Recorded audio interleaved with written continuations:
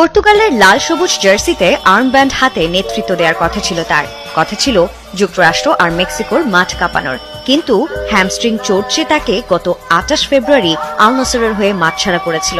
সেই চোটই এখন বড় বাধা হয়ে দাঁড়িয়েছে জাতীয় দলের জার্সিতে ফেরার পথে।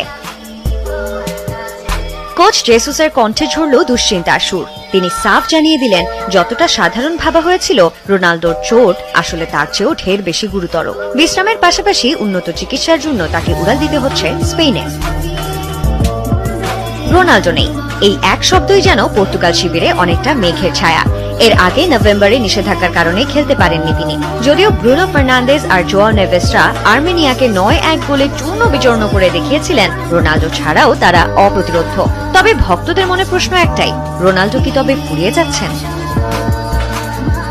দীর্ঘ ১ দশক পর যুক্তরাষ্ট্রের মাটিতে খেলার সুযোগ ছিল এই ৫ বারের ব্যালন ডি'র জয়ীর সামনে, কিন্তু ইনজুরি সব পরিকল্পনা নস্যাৎ করে দিল।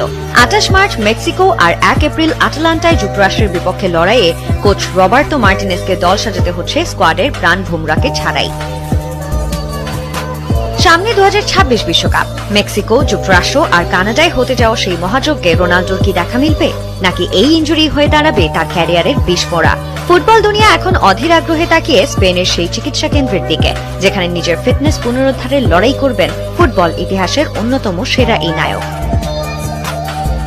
রোনালদোর অনুপস্থিতি কি পর্তুগালকে দুর্বল করে দেবে, নাকি নতুন কোনো তারকার উত্থান দেখবে ফুটবল বিশ্ব? আপাতত রোনালদো ভক্তদের জন্য প্রার্থনা ছাড়া আর কিছুই করার নেই।